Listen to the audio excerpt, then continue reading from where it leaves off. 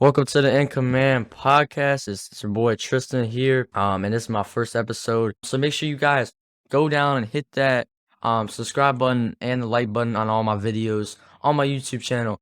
But basically on this podcast, we're gonna be doing weekly previews and weekly game recaps and probably a live stream here and there of the Washington Commanders. Now, obviously, the Washington Commanders take on the Jacksonville Jaguars tomorrow at 1 o'clock, and it's definitely gonna be raining. It's like a 95% chance to rain tomorrow, but I'm basically gonna do this probably every Friday or Saturday, depends on when I have time to do this. But we're gonna be doing a preview of every Washington Commanders game and a recap of every game. And also, I have a lot of NFC East. I have a lot of friends who are NFC East fans. So, like for example, week 3 when we play the Eagles, I'll definitely have one of my friends who's an Eagles fan. I'll probably have him on here, and we'll have a show about the Washington Commanders versus the Philadelphia Eagles. We'll definitely do that. Like I said, a live stream here and there, but this is going to be called the In Command podcast. And I can't wait, man. We finally have football back. We got some good college football on today for sure. Definitely going to watch those games. But basically, I'm going to be into keys to the game, injury report, score prediction, and stuff like that. So without further ado, man, let's get into it on this show. So, as you guys know, the Washington Commanders play the Jacksonville Jaguars tomorrow at 1 o'clock at the FedEx Field. An absolute dump of a stadium, but it is what it is. But we play the Jacksonville Jaguars. We're going up against Trevor Lawrence and Doug Peterson as their new head coach. They just signed Christian Kirk for a lot of money to be their wide receiver number 1. They're getting Travis Etienne back, their rookie running back last year, who did not play all year. He was hurt, but they'll have him back tomorrow. So, the Jaguars, they don't really have they have a decent amount of weapons for Trevor Lawrence, but it's nothing crazy. I mean, last year they had one of the worst wide receiving cores in the league, but it seemed to improve a little bit with the signing of Christian Kirk, but not too much. But obviously, a lot of people are sleeping on the Commanders tomorrow. A lot of NFL Network analysts are picking the Jacksonville Jaguars to win this game, which I'm honestly fine with. I'm fine with being slept on. I think it's good for this team because, they can just be under the radar and they can go out and make a statement tomorrow and prove everyone wrong. So, honestly, I don't really care. I'm kind of liking being the underdog, even though we are favored by 3 points and we have a 65% chance to win tomorrow. But for some reason, these NFL Network analysts are idiots, and they're trying to, switch the narrative to, for some reason, they think the Jaguars are going to win this game tomorrow. I just don't see it.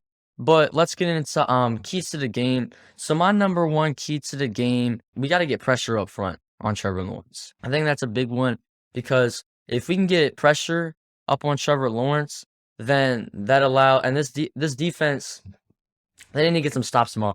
But we got to get pressure on Trevor Lawrence because if we can make him uncomfortable, then that can affect his game a lot. Trevor Lawrence had 17 interceptions. He had 12 touchdowns and 17 interceptions last year. So he had 5 more interceptions than touchdowns, which is not good at all. So, I mean, if you can get pressure on this dude, he's going to make some mistakes, and it'll probably lead to some turnovers for this defense. So, that's my number 1 key. My second key is this team's got to get off the field on third down. Third down defense is a big one tomorrow because last year we were the 31st ranked defense on third down, or maybe even the 32nd. We were one of the worst defenses on third down last year. And if you can't get a stop on third down, then you can't get off the field. You have to stop teams on third down or else you can't get off the field. That's how football is. But it's gotten to the point where I'm more comfortable with a 3rd and 3 with this defense versus a 3rd and 15. A 3rd and 15 for this defense, I already know it's going to be a first down for the other team. But a 3rd and 3, for some reason, this team can actually get stops. I don't know, man. It doesn't make sense. This defense doesn't make sense at all. But probably the biggest key tomorrow is getting off the field on third down, getting quick stops, not letting the Jaguars have it for too long. Because we remember last year, when the Chargers got the ball, their first drive, they absolutely walked all over us. They had a touchdown drive. They went up 7-0. And we can't tend to start slow. Which brings me to my next key, and that is to start out fast. And if we can, if we can start out fast against the Jaguars, if we can get up to like a 10, 14 nothing lead on Trevor Lawrence and the Jaguars, that's gonna be huge. That's gonna be crucial to winning this game, because if you can force Trevor Lawrence to play behind, he's gonna start forcing stuff.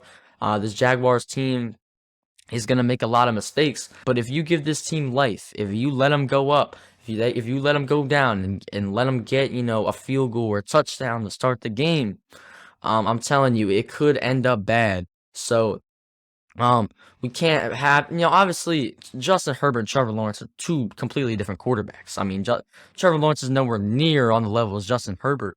Um, Justin Herbert last year was coming off an amazing rookie of the year season. Trevor Lawrence obviously was nowhere near that. But so, I mean, it's different, but it's similar at the same time. Like, you can't just let the Jaguars come out and just stomp all over you and let them get a touchdown on the opening drive. That can't happen.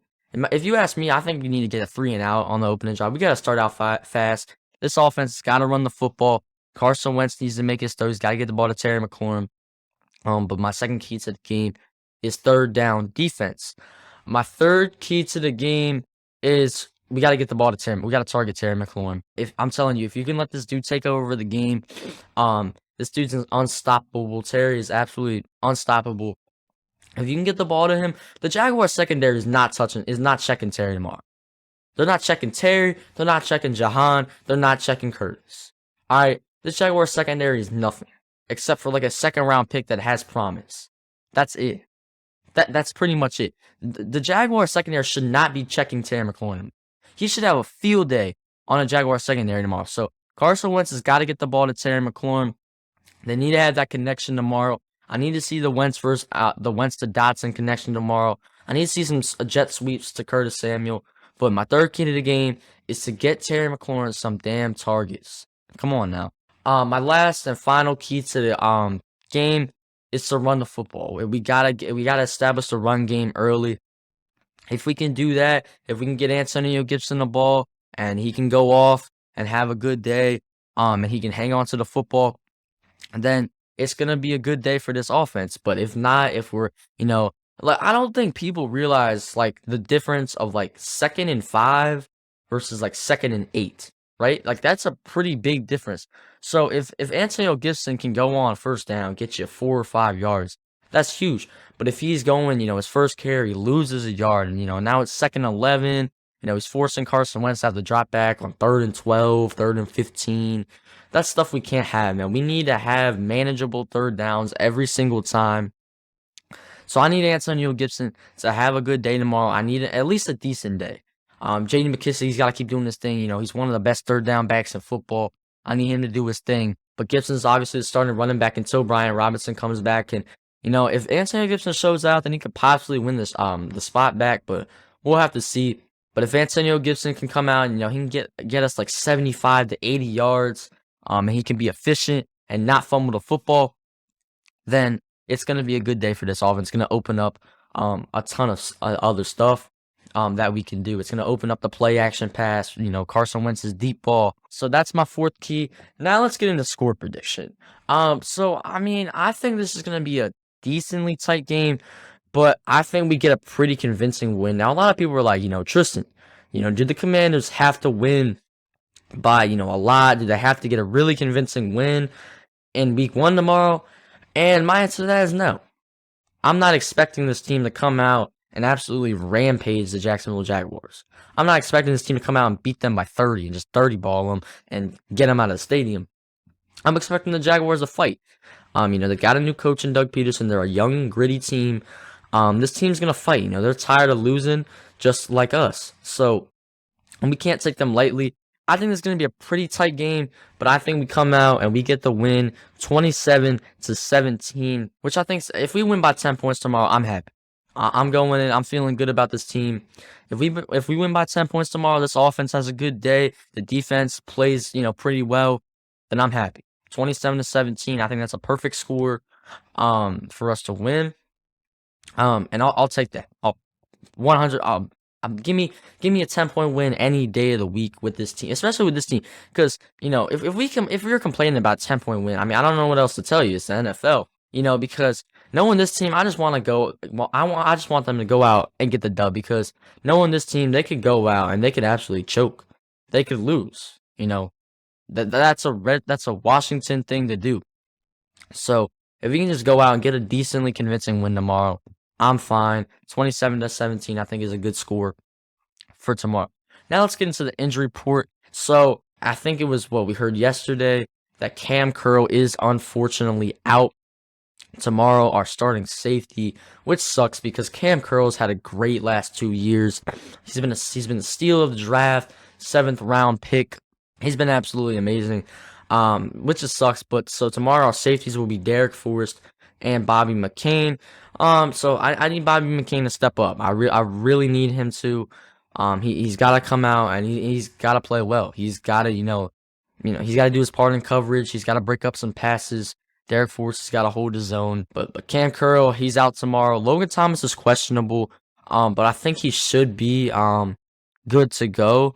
But we really don't know yet. But I'm really hoping that Logan Thomas is ready to play tomorrow. He is questionable, but I think he'll play. I think he's been practicing the past 2 days. And I have a good feeling that he's gonna play. So hopefully we'll have our tight end number 1 tomorrow because I think he's a huge. I don't think people realize how big of a part Logan Thomas is to this offense and how big of a loss it will be if we don't have Logan Thomas tomorrow.